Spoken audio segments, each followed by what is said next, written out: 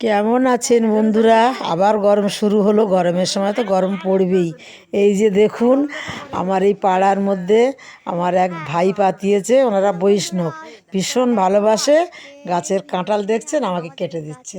দাদা কেমনভাবে কাঁঠাল কাটছে আপনারা একটু ভিডিওটা দেখুন। আমিও দাঁড়িয়ে আছি গাছতলায়, আর এই দাদার মেয়ে আমাকে ভিডিও করছে। পিসুমণি পিসুমণি দাঁড়াও, কাঁঠাল কাটছে। ওই দেখো দাদা কাঁঠাল কাটছে। আমি বলছি দাদা তুমি সাবধানে কাটো, তোমার যেন আটা গায়ে পড়ে না। এক মাস ধরে ফোন করেই যাচ্ছে, দা বৌদি এসো, বৌদি ফোন করছে, দাদা ভাই দাদাও ফোন করছে। দেখছেন ভালোবাসাটাই আমাদের পৃথিবীতে, এটাই আমাদের জীবন। এই মায়া ভালোবাসা, এই কথা বলা, হাসি খুশি থাকা, এই যে ভালোবাসা, এটাই তো আমাদের জীবন। দেখছেন সুন্দর কাঁঠাল গাছ, দুখানা গাছে কাঁঠাল ভরা। আমি তো কাঁঠালের ভিডিও গিয়ে তুলে নিলাম, খুব ভালো লাগলো। কি সুন্দর কাঁঠালটা দেখছেন। ওই দেখ আমি আবার হাতে করে ধরেই আছি, দাদা তো ভিডিও করছে, আমার ভাইজি নিচে দাঁড়িয়ে আছে, দাদা আর আমি কথা বলছি দাদাকে।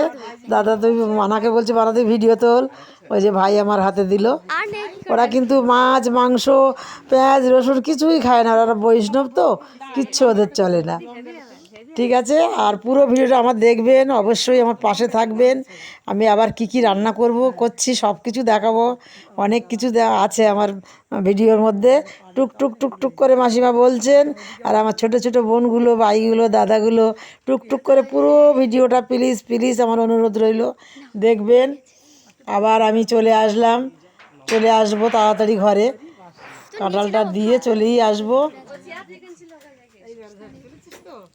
কেমন সুন্দরভাবে কাঁঠালটা ধরলাম, কাটলো দেখছেন। এবার আমি চলে এলাম রান্নাঘরে। আমি চিংড়ি মাছ দিয়ে আর উচ্ছে দিয়ে বানাচ্ছি। এতে রসুন দিলাম আর পেঁয়াজ দিলাম, কত ভালো লাগলো দেখছেন।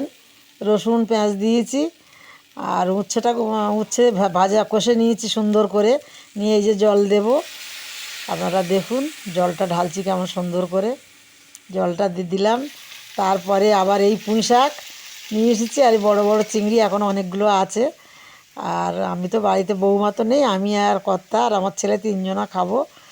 এই যে একটু পেঁয়াজ কুচে নিয়েছি, আদা নিয়েছি, আর এইগুলো একটু শাক পাতা নাতাগুলো ফেলবো, ওগুলোও দেবো ওর মধ্যে।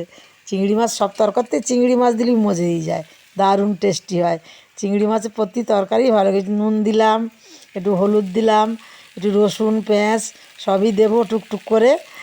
আর আমার ভিডিওটা দেখছেন তো, একটু কষ্ট করে দেখবেন। আমি তো এক হাত দিয়ে ক্যামেরা করি গো, আমার ক্যামেরা ধরার কেউ ছিল না বাড়িতে।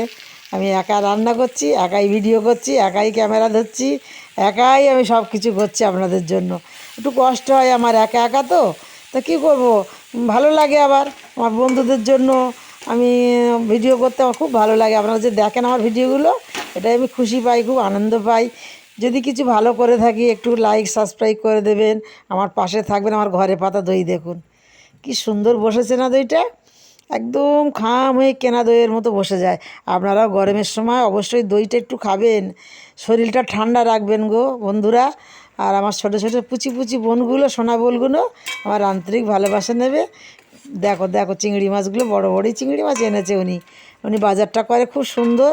আমার মন খুব খারাপ গো, আমার ভাত হচ্ছে দেখছেন, বৌমা ঘরে নেই। আমার গবু সোনার সব সেবা রান্না বান্না আমার কষ্ট হয়, খুবই কষ্ট হয়। তা কিন্তু আমি হাসি মুখি সব কিছু মানিয়ে করি। আবার এই চিংড়ি মাছ কষে পুঁইশা টুসা কষে এবার আমি জল দিয়ে দিলাম, চিংড়ি মাছগুলো ঢালছি দেখুন। চিংড়ি মাছগুলো ঢেলেই দিলাম, দিয়ে ভালো করে কষে নিতে হবে, তরকারি তো টেস্ট হয় না। কষাটাই আমাদের মেন।